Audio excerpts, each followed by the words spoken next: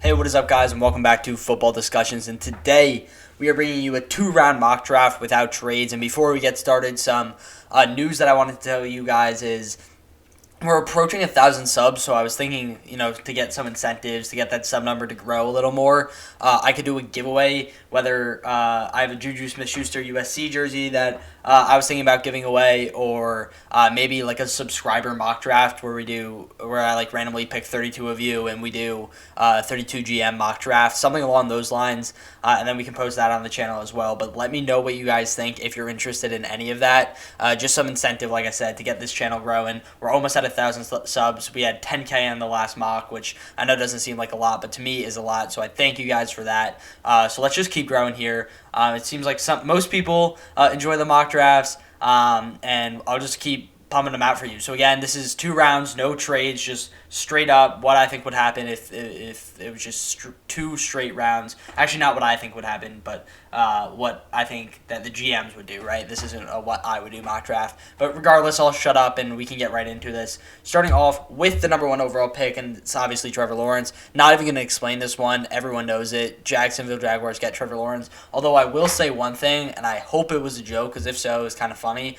But if not, I'm actually alarmed. There was someone in my comment section last video that recommended that the Jacksonville Jaguars trade down for a pick or 2, I believe was their wording, to get local boy Mac Jones to go to Jacksonville. So Jaguars fans, let me know if you guys would be interested in trading down for Mac Jones, because I'm genuinely curious. Just kidding. I would sue you if you did want that. But let's get into the second pick. And I chose quarterback. I haven't chose quarterback much for the Jets. I feel like it's a little too early to give up on Sam Darnold in his career, especially since he's been with Gase throughout his entire career. But it is a league now, ever since that Kyler Murray trade where they got rid of Josh Rosen 1 year after drafting him, that it feels like the quarterback position is becoming basically, if you're not a day 1 starter, then you're on your way out, right? So I think the Jets might as well just take one of my favorite players, actually my favorite player in the class.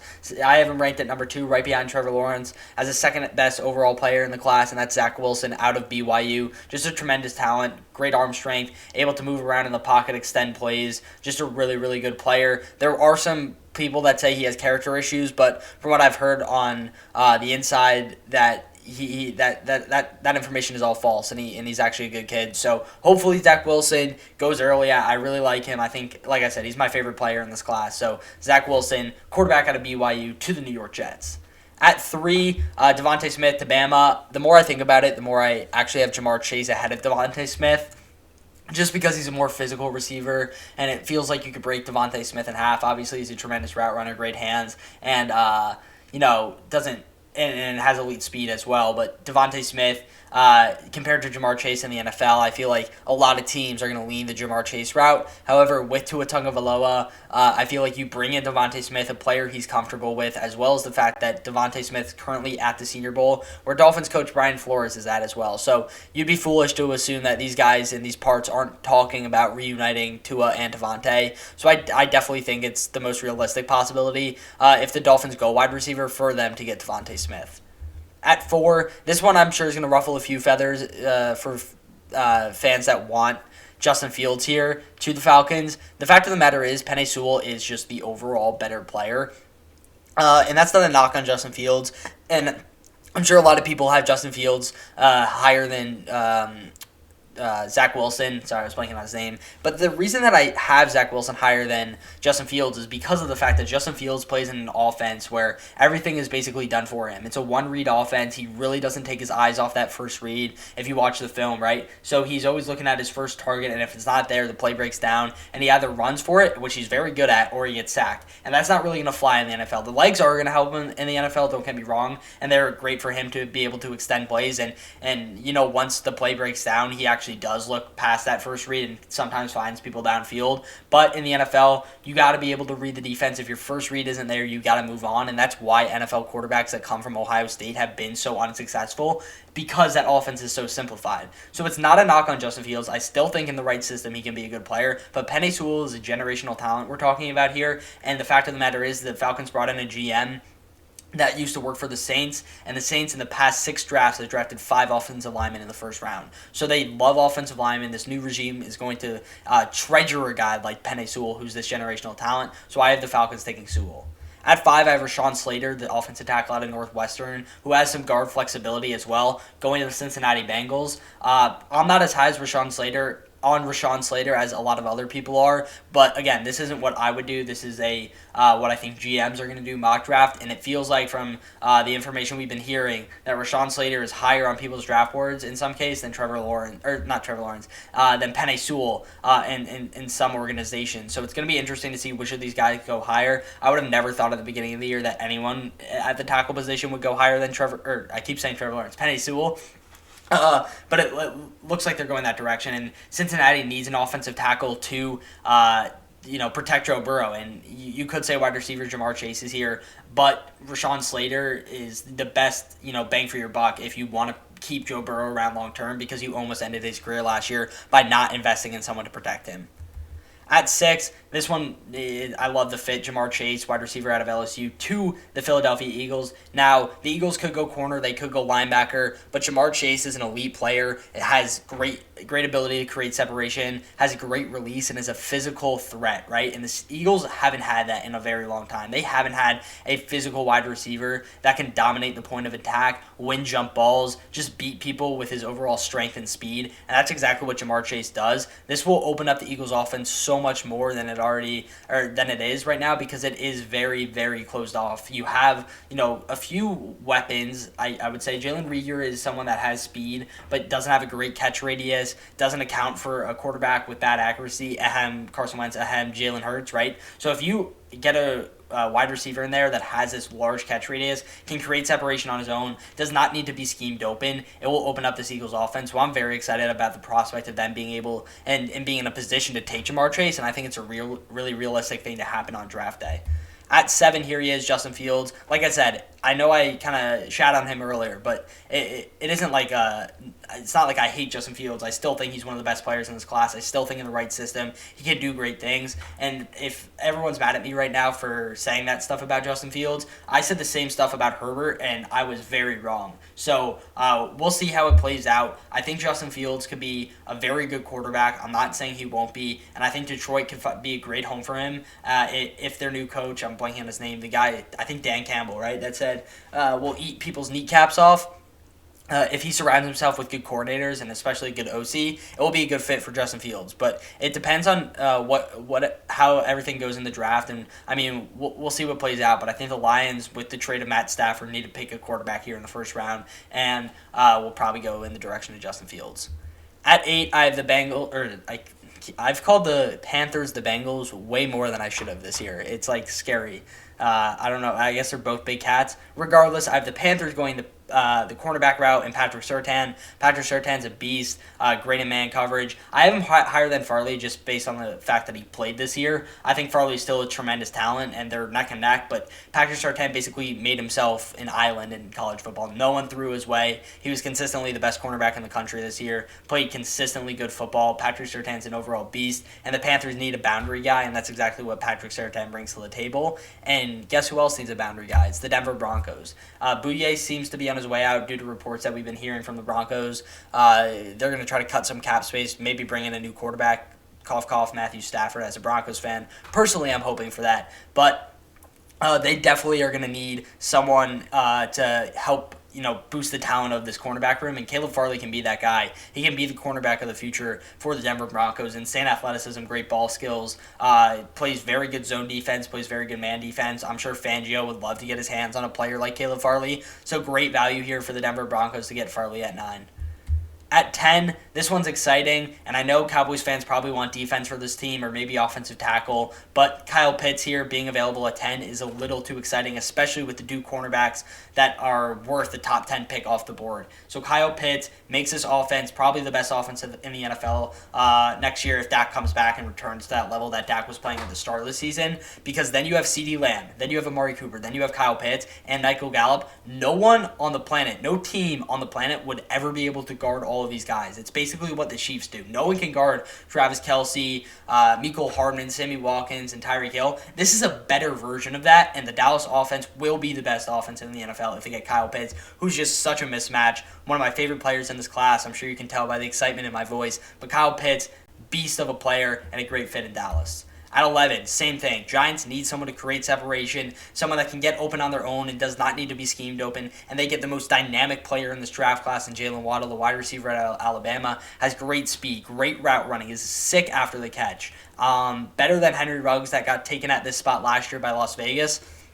I think the Giants really have to do their best to get their hands on one of the top 3 wide receivers in this class, because if you get Daniel Jones, a weapon that is so dynamic like Jaylen Waddle, or a receiver that has such a great catch radius and can go up and get the ball like Jamar Chase, I think that changes that changes that entire Giants offense, as well as you get Saquon back next year, and then you can have guys like Slayton and Shepard be a wide receiver 2 and a wide receiver 3, and not have to have that load of being a wide receiver 1 on their shoulders. So Jaylen Waddle to the Giants is one of my favorite mocks that I've ever done. I think it's so good for this Giants organization, and I hope they can get it done by getting one of these top 3 receivers. At 12, this is a great fit, one of my favorite fits out of anything that I mocked this year, and it's Trey Lance to San Fran. I think Kyle Shanahan would have so much fun with Trey Lance. I think it would be so much fun to watch. That offense that's run first could become a quarterback run type offense, read options, RPOs, like all that would be, just perfect for Shanahan. So Trey Lance brings in a new factor that San Fran can really work with, and I think it's a great fit. At 13, Chargers, it's as simple as you got to protect your franchise quarterback in Justin Herbert. Bring in a tackle, Christian Darrisaw, one of the better tackles in this class. I'm a big fan of him. Great athlete, has good strength as well. So just another person to protect Justin Herbert. At 14, I have the Minnesota Vikings going ALIJAH VERA-TUCKER, the interior offensive lineman / offensive tackle out of USC. It's going to be interesting to see where he plays. I think he fits best at guard, but the Vikings could use both positions, so he's basically a player that you could play anywhere on your offensive line, and having a player with that kind of versatility is really dope for an offense, because, again, if one player goes down, he can fill in a role, or if your tackle goes down and you had him playing guard, then you can push him out to tackle and bring another guy in at guard, right? So ALIJAH VERA-TUCKER, great versatility, and I really like the fit for Minnesota. At 15, he's fallen, and Micah Parsons, boy, he's got some character issues. It came out today that 15-plus teams could be out on Micah Parsons due to his character. I'm sure most of that's smokescreen, but at the same time, teams are caring more and more about a player's character. It's something that they're looking into more and more. Stuff came out today about some stuff that Micah Parsons did with some women at Penn State, but I'm not going to get into extreme details. But regardless, he's still the best defensive player in this class, so getting him at 15 is great value. It's just that character that you're going to want to worry about, especially with someone that you hope to become your leader on the defense. That all being said, if there was ever a place that you could fix character issues, it's New England, so I love the fit for Bill Belichick. At 16, I have the Arizona Cardinals getting Joseph Ossai, the edge out of Texas. I think he fits their scheme pretty well. Great edge rusher, great athlete, and he can keep developing into a better edge rusher as well. Gives you not only a Chandler Jones counterpart, but hopefully a Chandler Jones replacement as he's getting up there in age in a few years. You can just have as dominant of a player as just Ossai to slide into that role in a few years when Chandler Jones either leaves the Cardinals or walks out of the NFL and retires. So I know that's looking ahead a bit, and I know Cardinals fans are going to be like, Chandler Jones is going to be around for like 4 or 5 years. Yeah, he could be, but again, Joseph Ossai, you still need a counterpart no matter what, and he provides that for Arizona. At 17, I've said this in past mocks, I'm not high on KWITY Paye, but once again, this isn't what I would do. This is what I think GMs are going to do. And if it sounds like most of the league is high in KWITY Paye, then I'm going to mock KWITY Paye pretty high. So I have the Las Vegas Raiders getting their edge rusher of the future. Clelin Ferrell thing didn't work out, so why not bring in KWITY Paye, who I also think won't work out. But, again, this isn't me or my opinions. It's mostly the outside opinion and what I think is going to happen when it comes to draft day. So KWITY Paye, great athlete. I don't think he's much in the way of a pass rusher. He has run-stopping ability. He's basically Jadeveon Clowney. So I guess 17 is good value for a Jadeveon Clowney because, don't get me wrong, Jadeveon's still a good player. I just don't think he's a premier pass rusher, and I don't think KWITY Paye will be that either. But regardless, Las Vegas gets, hopefully, their edge rusher of the future. At 18, I have the Miami Dolphins going Jeremiah OWUSU-KORAMOAH, linebacker at Notre Dame. It's as simple as you need a counterpart to Jerome Baker, who's developing into one of the better linebackers in the NFL. You traded away Raekwon McMillan. Makes sense. His contract was expiring, and he was probably asking for more money than the Dolphins wanted to pay him. But Jeremiah is a great player, great in coverage, packs a punch on his hits, solid tackler as well. So I think Jeremiah is a good fit for the Dolphins. And the Dolphins, with the additions that they could get in this draft, due to the fact that they have 4 picks in the first 2 rounds, I think that they could be a very, very exciting team next year. At 19, this is just fun because of the fact that Toney can basically line up anywhere on the field, and you can utilize him on jet sweeps and wide receiver runs. I think it's good for Washington to have a player like that. Their really only dynamic player right now is Terry McLaurin, and Gibson can develop into that, and he's shown flashes. But getting just another player on that offense for hopefully what's going to be a new veteran quarterback, because I love Alex Smith as much as the next guy, but his play won't get the football team to consistent playoff appearances. So I think if they get a quarterback, whether it's Matthew Stafford, if the football team somehow lands Deshaun Watson, or if they go another route and like Jameis Winston's available this year, I think that they can really boost this offense with a guy like Toney.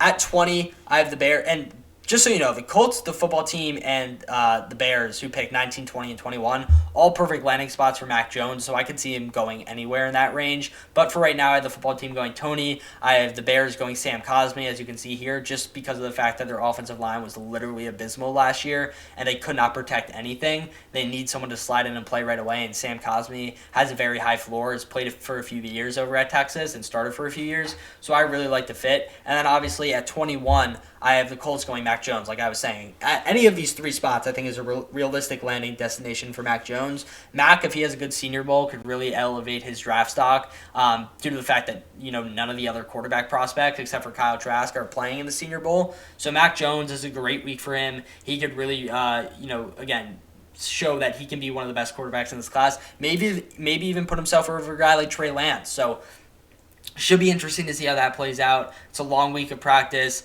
I haven't watched, obviously, today's recap on NFL Network. If you guys are interested in the draft, the Senior Bowl is probably the most important thing aside from Pro Days this year due to the Combine being canceled. So every, I think, night, 9 p.m. Eastern, NFL Network's doing a recap of that day's worth of practice. And then on Thursday, which is tomorrow, I believe the Senior Bowl is actually being played. So, and that should be streamed as well. So if you're interested in that, definitely check it out. But Mac Jones to the Colts, I like the fit. At 22, I have AZEEZ OJULARI becoming Harold Landry's counterpart in Tennessee. And not only does this help your edge, but this also will free up Jeffrey Simmons on the inside and make one of the better edge rushing defenses pass rushing defenses in the NFL. Jeffrey Simmons developing into a great player. Harold Landry's developing into a great player. AZEEZ OJULARI is my edge 1. So I think if you get all 3 of these guys on one team, it's going to create a very, very fun team to watch and a really good defense.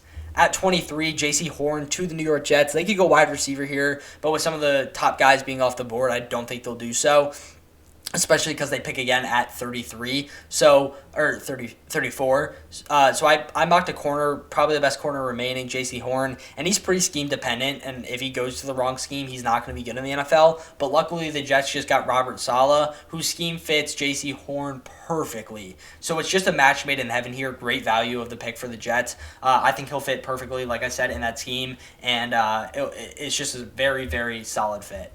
At 24, this is the first time I've mocked a running back in the first round, so don't sue me, running back haters who are going to say it's the most replaceable position in football. I know it is, right? But Najee Harris is a great player. The Steelers need to get back to that old school offense that they had. They can't have a quarterback passing it 30 times a game. I think they need a solid run game. And again, that starts with the offensive line, and they definitely need to build up there. But getting a better running back than James Conner, I think, also needs to be a priority. And Najee Harris is the best of the best in this class. When you look at running backs, I look for pass blocking, I look for running ability, obviously, and I look for pass catching. Najee Harris definitely checks off pass blocking and running ability, but people sleep on his ability to catch the pass. I think he's probably the best pass-catching back in this class. He does so much after the catch as well. He's just a dynamic player, and I would love to see the Steelers get their hands on him because I would love that fit. At 25, this is going to be another one that, like, Jaguars fans are like, we need tackle, we need corner, we need safety. I get it, but this is also BPA. Gregory Rousseau is a beast, and if the opt-out and the opt-out and the combine are definitely going to hurt his stock, but with a good pro day, we could see him launch himself back up into the top 15. But this is basically Calais Campbell. They're very similar players. Gregory Rousseau has the versatility to line up on the edge and line up on the interior defensive line. So I like the fit for Jacksonville. Again, I think it's BPA. He's the best player remaining. So why not nab Gregory Rousseau out of Miami, put him on a defensive line in Jacksonville where you already have Caleb Von Chase on and you already have Josh Allen, and create that defense, or try to recreate that defense from 2018 that got so much pressure on the quarterback. At 26, I have the Cleveland Browns going Jaylin Phillips, someone else whose stock is a quick riser. He has some character issues as well, but he's more cocky than anything else. I don't think he's really done anything off the field that raises any red flags, like the Micah Parsons situation. But Jaylin Phillips is a great player, gets to the quarterback, transferred from UCLA, had a great boost in production at Miami, and I think is a good fit to pair alongside Myles Garrett in Cleveland.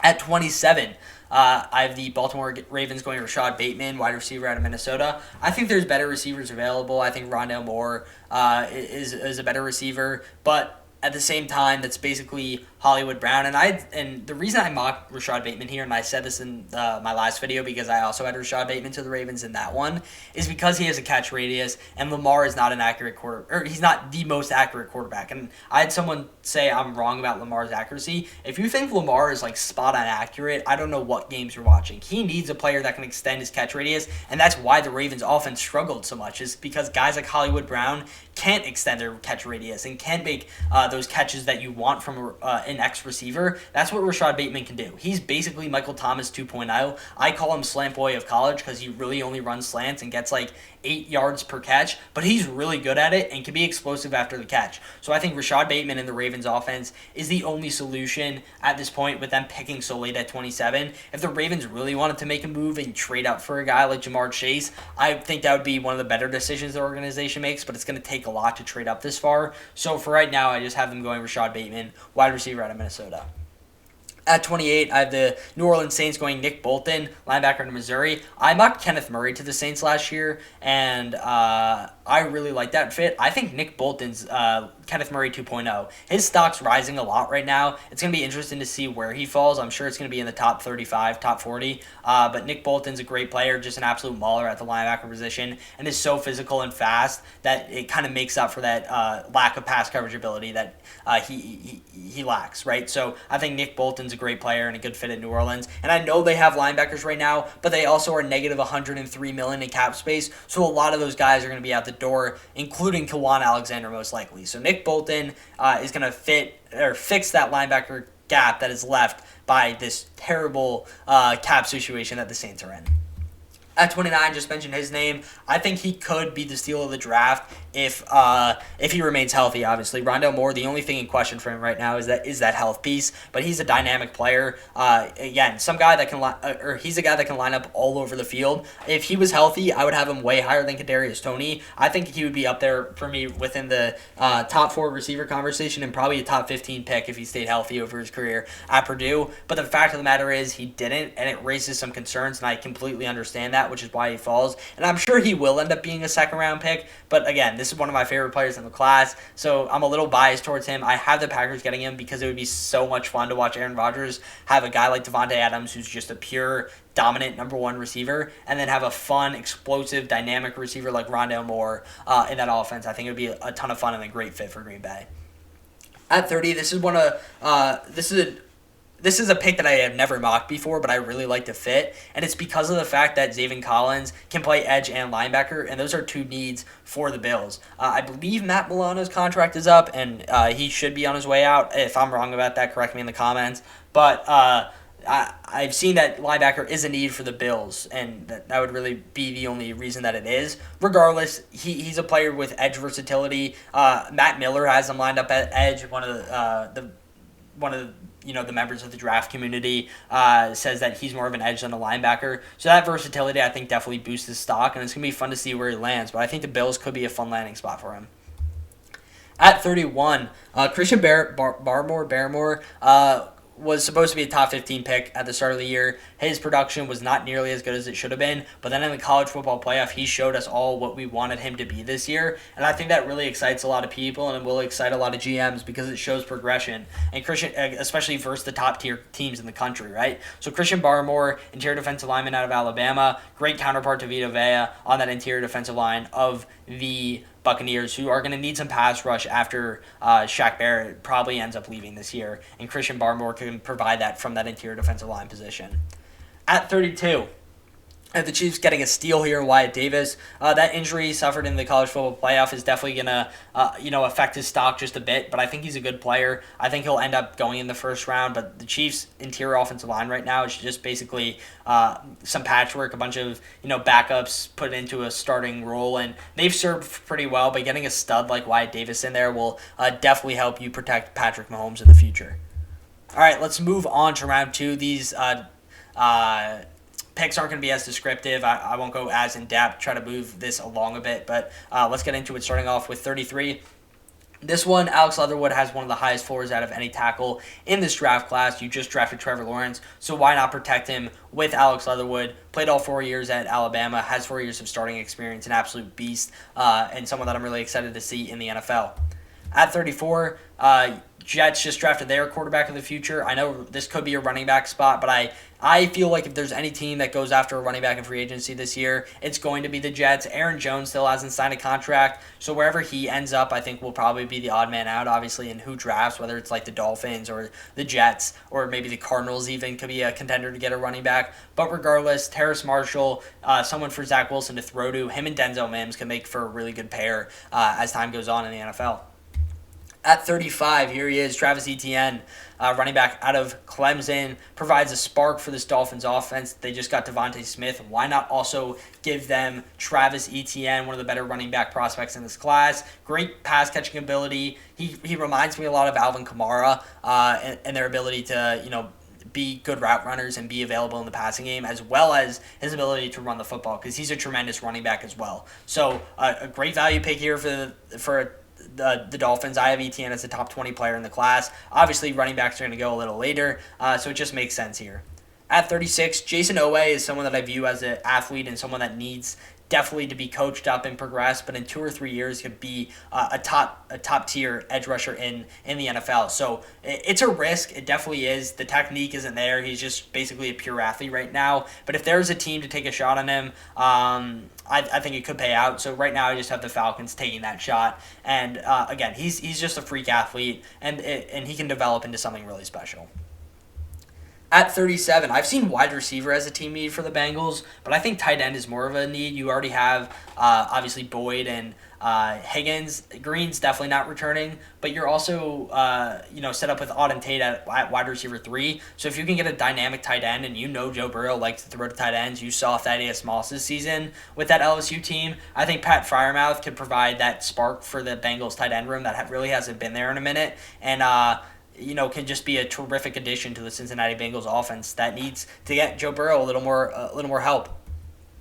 At 38, I had the Eagles going the most physical wide receiver in the first round, and now I have them going the most physical cornerback in the draft in the second round. Aaron Robinson, cornerback out of UCF, a name that I haven't really heard until the past couple of weeks, but it feels like he's rising up a lot of people's draft boards. I think it was Mel Kiper who dropped just 2 days ago, had him in the first round. Aaron Robinson, physical, has had a good Senior Bowl practice so far. It's only been 2 days, but from what I've heard, people are really liking the physicality that he brings. So I think he's going to be one of the fastest risers of this offseason, and a name that could potentially be in the first round eventually, like Mel Kiper had. I might eventually mock that, right? So Aaron Robinson, I think, is a good fit for Philly that needs some physicality on that defense. At 39, this is great value. There's some wide receivers available that the Lions could take, but I think with Stafford on his way out, they're most likely going to bring back Kenny Galladay, so that kind of lessens the wide receiver need. Obviously, Marvin Jones is going to be on his way out, and a few other players, but Quintus Cephas is there, someone that showed flashes. So I don't think you need to go wide receiver here, especially when Eric Stokes is available and you need help in your secondary. Eric Stokes is a beast, good player, and I think that, again, this is great value. This is a guy that I've mocked in the first round for basically every mock draft this year. So getting him in the second, good steal for the Lions. At 40, this is I have him above Dylan Moses just because of his play this year. I think he was overall the better linebacker than Dylan Moses was this year. Obviously, if Dylan Moses returns to his potential from 2019, he can be one of the better linebackers and one of the better defensive players to come out of this class. But Chad Surratt, just a great leader. Played quarterback at UNC until Sam Howell got there, decided to change his position to linebacker, and has really developed into a stud. I think he can be a really good player in the NFL and is just a great leader as well. So that's what you look for in a linebacker, and he has the leadership that Luke Kuechly had, and if he can get back to the play, that would be a great replacement in Carolina. Just mentioned his name, Dylan Moses, to the Broncos.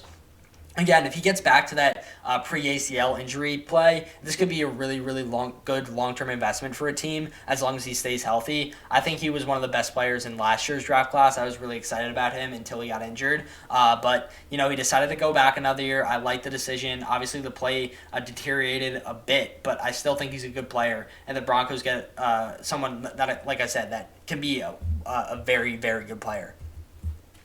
At 42, obviously the Cowboys went Neville Gallimore last year. They need a little more help along that interior defensive line, though. Davion Nixon can provide that. I know corner's a need. I don't see any corner that's worth taking right now, though. So Davion Nixon, interior defensive lineman out of Iowa. I think he's a stud. Just a big body, someone that can push the pocket, collapse the pocket, as well as get in those run lanes. So a good pickup for the Cowboys here. At 43, I have the Giants going Jalen Mayfield, the offensive tackle out of Michigan. This is just BPA. I have him rated as probably top 30 in the draft, and getting him at 43 is really good, especially because the Giants need help basically everywhere on their offensive line. Andrew Thomas wasn't what people thought he would be. I really do like Will Hernandez, but basically outside of that, they need a few other pieces. So why not bring in Jalen Mayfield when he's available at 43? At 44, San Fran's another team that needs a corner, but they also need help at safety. And with Trayvon Moehrig, the best safety in the class, being available, I think they go that direction. He's a talented player. It's weird. There's really not a dominant safety that will go in the first round of this draft class unless someone has like a sick pro day. And by sick, I mean runs 4.29 and does some other cool stuff. But regardless, Trayvon Moehrig, good player. And again, San Fran needs help all over that secondary. They're going to have a lot of free agents in the secondary this year. So why not bring in Trayvon Moehrig? At 45, this is a Melvin Ingram replacement, Carlos Basham Jr., someone that, gets the stats up, right? He reminds me a lot of Curtis Weaver in the fact that he's not really the best at technique or the best athlete, but he just gets to the quarterback consistently. So I think Carlos Basham is a good player and can develop into something, especially once he gets that technique down, can develop into a very scary player. A player that can play alongside Joey Bosa and the Chargers defense for years to come is Carlos Basham. At 46, another safety off the board here, Javon Holland. Jags need safety. It's as simple as that. They need both the safeties positions. They could definitely target a Marcus Williams or a Justin Simmons in free agency this year. But, I don't know what's happening in free agency yet, and no one does. So for right now, I'm going to mock them a safety in Javon Holland. At 47, I have the New England Patriots getting a dynamic wide receiver. Obviously went linebacker in the first round, and I know Patriots fans are dying to get a wide receiver, and I think Elijah Moore could be the best one that they've picked in the past few years. Obviously, N'Keal Harry could still develop, but I don't think he's all that good. Elijah Moore brings a lot to the table. He's a lot like KADARIUS Toney and a lot like Rondo Moore. I think he's the best route runner of the group and the best pure receiver. For a small dude, he has great catching ability as well. Has made some insane downfield catches, so Elijah Moore, one of the most underrated players in this class, along with Tylan Wallace, I would say, are the two most underrated receivers to the Patriots, is a fit that I really, really dig. At 48, I have the Arizona Cardinals going Javonte Williams, the running back out of North Carolina. Someone that's the complete package. I think he had the most yards after contact ever in college football. He's just an overall beast, someone that I really, really like. And the Cardinals' Kenyon Drake experiment as a pure RB1 didn't work out. I think that's obvious to everyone. So getting Javonte Williams that could eventually be an RB1, I think is a great pickup here for the Cardinals. At 49, I have the Las Vegas Raiders going Jay Tufele. This is another steal, but again, with the opt-out and the combine being canceled, it's going to hurt a lot of guys, and Jay Tufele is a product of that. If you follow him on Instagram, you can see that he's been working with his agency, Athletes First. They have a great training organization over there, and Jay Tufele has been a big part of that. He's kind of been the face of that this offseason, so obviously hasn't been putting in the work, hasn't been slacking off, but I think it's a steal. He's a good talent, and the Raiders need some help on their interior defensive line. At 50, Dolphins need help all over their offensive line still. It was a really young unit last year that, played well and better than anticipated, but wasn't the best. I think Taven Jenkins can be an offensive tackle of the future. You can move a guy like Robert Hunt into the inside. Austin Jackson obviously wasn't the best player either, but another player that can develop. So Taven Jenkins, just another young offensive lineman to add into the conversation of could he become a starter one day. I think with the Dolphins having this plethora of picks, they could go really any direction, and getting an offensive lineman like Taven Jenkins here for great value I think is a good pick. At 51, another good tackle, Liam Eichenberg out of Notre Dame. Football team needs a tackle, and they get one here. It's basically as simple as that. At 52, I have the Chicago Bears going Kyle Trask, the quarterback out of Florida. Another team that I'm curious to see who they put at quarterback this year. It could be Cam Newton. It could be, in a very, very long chance, Deshaun Watson. It won't be Matt Stafford because it's divisional trading. But it should be interesting to see who the Bears end up with. But for right now, they don't really have a quarterback. I'm going to give them Kyle Trask since he's fallen this far. 53, Dylan Raduns. I don't really know how to pronounce that. But with Costanzo, I believe is how you pronounce it, retiring, I think you bring in a tackle. Just makes the most sense. You got the Mac Jones pick in the first round. Now you get someone to protect him here in the second round. At 54, I have the Tennessee Titans getting their Corey Davis replacement, who will probably be on the move this free agency, and AMON-RA St. Brown, a player that's a really terrific talent, great route runner. I think that, he is a second-round talent. It should be interesting to see where he falls because, once you get past, I would say, I don't even know. Like, once you get past the big three, the receiving order could be anything. It could be KADARIUS Toney, Rondale Moore, Elijah Moore, Terrace Marshall, Amon-Ra St. Brown. Like, those guys can go in any order. Diami Brown's another guy. Daz Newsome's another guy that we could see. So it's going to be really interesting to see how these guys shape out on their pro days. Because right now I really don't have a good grasp on the receiving order and where they're going to go, aside from the top three. At 55, Jalen Twyman. Seahawks have been terrorized by Aaron Donald long enough. Get baby AD and Jalen Twyman. If this guy did not opt out, I genuinely believe he'd be a top 15 pick. He's probably going to end up being the best interior defensive lineman out of this class. He's my favorite personally. He gets pressure on the quarterback. He run stops. He's a very, very strong dude. I love Jalen Twyman. I like the fit for the Seahawks, especially because they get baby AD to go against the Rams. 56. This was a pick I mocked in the first round for the first couple of mock drafts. Jackson Carman to the Steelers in the first round. They go running back. Now they get the tackle that they need to replace Villanueva and Jackson Carman. He's a good player. He's started for quite some time at Clemson, so has that experience and has a decently high floor as well. So Jackson Carman is someone that I'm excited about to see where he lands. At 57, Hamilcar Rashad Jr., the edge out of Oregon State. Another guy that's similar to Carlos Basham. I think he's a little more, chiseled in the technique. But it really depends on team needs and scheme fits and where these guys are going to go. The Rams do need an edge rusher. They're not very good in the way of cap, so they're going to have to start letting some of these guys go. I think they actually got Terrell Lewis last year, so having him and Hamilcar in your building, I think could definitely help your defense. Their defense is very, very good, and getting more pass rushers is never any harm for a team. At 58, I have the Browns going Tyson Campbell. This is good value for him. I think he's a top 50 talent, so getting him at 58, again, is great value. Browns need someone else in their secondary. Denzel and Greedy could be good if they both can stay healthy. They just need a third corner, and Tyson Campbell can be that guy. At 59, Patrick Jones Jr., the edge out of Pitt. Ravens went wide receiver. Now they get their Matthew Judon replacement. Patrick Jones, I think, had one of the better seasons. This Pitt defensive line, I think, is going to be really fun in the NFL. They're producing, I think, 3 or 4 talents that will go in this draft, and I think all of them are very good. So Patrick Jones Jr. is my second favorite, right behind Jalen Twyman. But again, this is a guy that got to the quarterback frequently and someone that can be just like Matthew Judon in that Ravens defense. At 60, I have the New Orleans Saints going Greg Newsome, cornerback out of Northwestern. Played very good versus Justin Fields in Ohio State this year. But the Saints need cornerback. Marshawn Lattimore might be on his way out depending on this whole cap situation. So the Saints draft order is going to depend on who they keep, who they can hang on to, and who they end up letting go. But Greg Newsome, I think, can be a good fit in New Orleans. At 61, I have the Packers getting a mauler at linebacker, and Baron Browning, the linebacker of OSU. Again, he's just a thumper, not much in the way of pass coverage himself, but a great run stopper and a great fit for the Packers.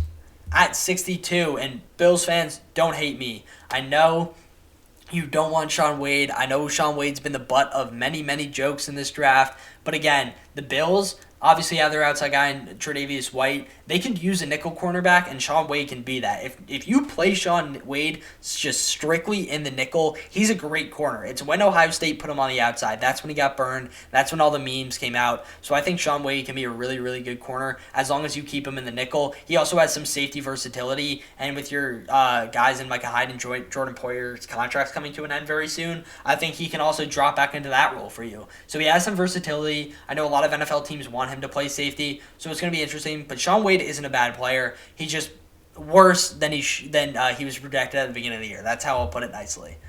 At 63, Bucks get their edge rusher of the future, hopefully a Shaq Barrett replacement. Another guy that if he comes back to that performance that he had at Temple before he transferred to Miami, I think he'll be really good. Had a disappointing season at Miami. He's still a good talent, still a good athlete off the edge, and it should be interesting to see where he falls as well. But Quincy Roche to the Bucks to replace Shaq Barrett.